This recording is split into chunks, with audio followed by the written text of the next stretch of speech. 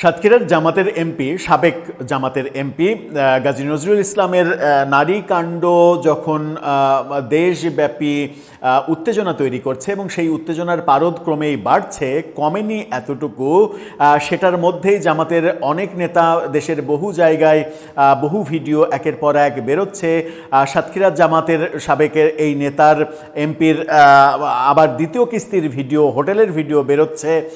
ঠিক সেই সময় মানে জামাতের এত কিছু বেরোচ্ছে, এনসিপি কেন পিছিয়ে থাকবে, ব্যাপারটা অনেকটা সেরকম। ব্যাপারটা এরকম হয়েছে যে এনসিপি জামাত তো ভাই ভাই, তো ভাই ভাই যেহেতু, সেহেতু জামাতকে তো তারা বলতেই পারে যে তোমাদের ভিডিও বাড়াচ্ছে, আমার ভিডিও বাড়াবে না, কিংবা তোমরা এরকম কাণ্ড করছো, আমরা এরকম কাণ্ড করব না। ব্যাপারটা অনেকটা এরকম হয়েছে। ব্যাপারটা এরকম কেন হয়েছে? এবার যেটা হয়েছে যে এনসিপির একজন শীর্ষ নেতা বিয়ের প্রলোভন দেখিয়ে মানে ওই ঘটনা ঘটিয়েছেন এবং তাকে গ্রেপ্তারও করা হয়েছে। জামাত নেতার এই ক্ষেত্রে চাকরির প্রলোভন, ওখানে বিয়ের প্রলোভন, ব্যাপারটা দুয়ে দুয়ে চার মিলে যায়। চলুন একটু এবার জামাতের পরে এনসিপি নেতা কি করছেন সেটা একটু বুঝে দেখি। আর এটাই যদি হয় নতুন রাজনৈতিক বন্দোবস্ত, তাহলে জনগণ হয়তো খুব দ্রুতই বলবে মাপও চাই, দোয়াও চাই, ভিক্ষা চায় না বাপ, কুকুর সামলা। ব্যাপারটা সেরকম অবস্থায় যাবে। সেই আলোচনাই করবো এই ভিডিওতে। থাকবেন পলিটিক্স টিভির নিয়মিত আয়োজনে।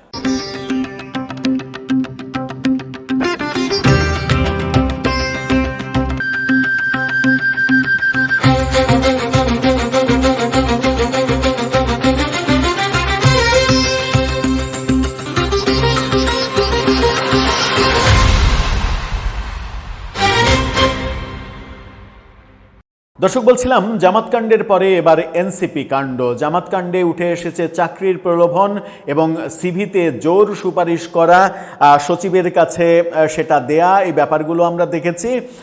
এবং ধরা পড়ার পরে দ্বিতীয় স্ত্রী দাবি করা, ধরা পড়লে বিবি, ধরা না পড়লে হাবিবি, এরকম মানে লেখালেখি সামাজিক যোগাযোগ মাধ্যমে হচ্ছে। ঠিক সেই সময় ব্যাপারটা যখন আরও গরম, আরও অনেক ভিডিও বেরোচ্ছে, ঠিক সেই সময় এনসিপি নেতার মানে কর্মকাণ্ড সামনে এসেছে। এই ইত্তেফাকের এই ফটোকার্ডটা দেখে নিন। সেখানে ভদ্রলোকের ছবি, বিপ্লবের সময়ের ছবি হয়তো, কারণ পতাকা মাথায় বাঁধা ছবি দেয়া। সেখানে বলা হচ্ছে বিয়ের প্রলোভনে কলেজ ছাত্রীকে ওটা, এনসিপির শীর্ষ নেতা গ্রেপ্তার। এই যে শীর্ষ নেতাকে স্থানীয় যুব শক্তির তিনি আহ্বায়ক। ঘটনাটা কোথাকার একটু আমরা চলুন জানি।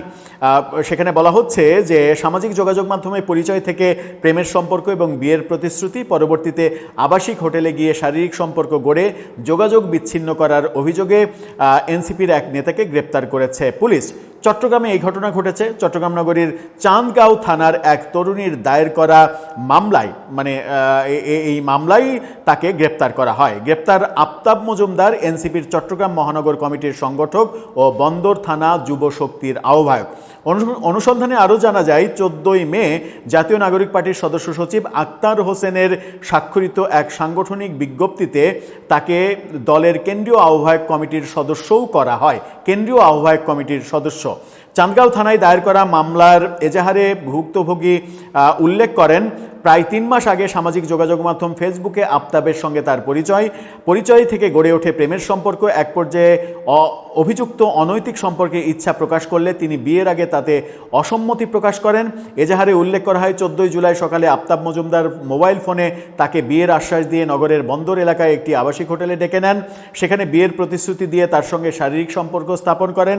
এরপর বারবার বিয়ের কথা বললেও নানা অজুহাতে বিষয়টি এড়িয়ে যান, সব ধরনের যোগাযোগ বন্ধ করে দেন। মামলায় আরও বলা হয়, পরবর্তীতে ভুক্তভোগী জানতে পারেন আফতাব আগে থেকেই বিবাহিত। সুন্দর, খুবই সুন্দর। এরপর বিবাহিত হলে সমস্যা নেই তো, 4টা বিয়ে পর্যন্ত তিনি করতে পারবেন, মানে এটা তো মানে নিয়ম আছে, সমস্যা নাই। এরপর পরিবারের সদস্যদের সঙ্গে আলোচনা করে তিনি চাঁদগাঁও থানায় মামলা করেন। চাঁদগাঁও থানার ডিউটি অফিসার রফিকুল ইসলাম বলেন, ওই মামলার আসামি গ্রেপ্তার হয়েছেন, তিনি হাজতে আছেন। বৃহস্পতিবার দুপুরে মানে আজকে আদালতে পাঠানো হয়েছে এবং তাকে কারাগারে দেওয়া হয়েছে।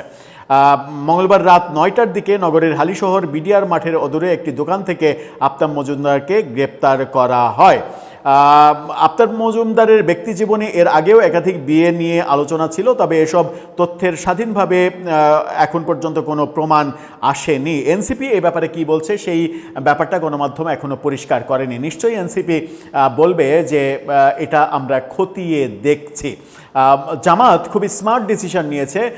ঘটনা প্রমাণিত জেনেই তারা তার এমপিকে পর্যন্ত বহিষ্কার করেছে, কিন্তু এরকম ঘটনা, এরকম কঠোর সিদ্ধান্ত এনসিপিকে এখন পর্যন্ত আমরা নিতে দেখিনি, যে কারণে তাদের রাজনৈতিক নৈতিকতা নিয়ে বারবার প্রশ্ন উঠছে। নারী কেলেঙ্কারি নিয়ে প্রশ্ন ওঠা শীর্ষ নেতাকে 3 মাস দলের বাইরে কৌশলে রেখে আবার সাদরে আমন্ত্রণ জানিয়ে এমপি হিসেবে ভোট পর্যন্ত করিয়েছে এবং এখন আবার নতুন বড় দায়িত্ব দিয়েছে তারা দলের।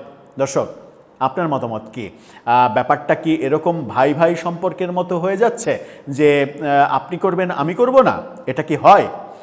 আপনার মন্তব্য জানিয়ে লিখতে পারেন আমাদের কমেন্ট বক্সে।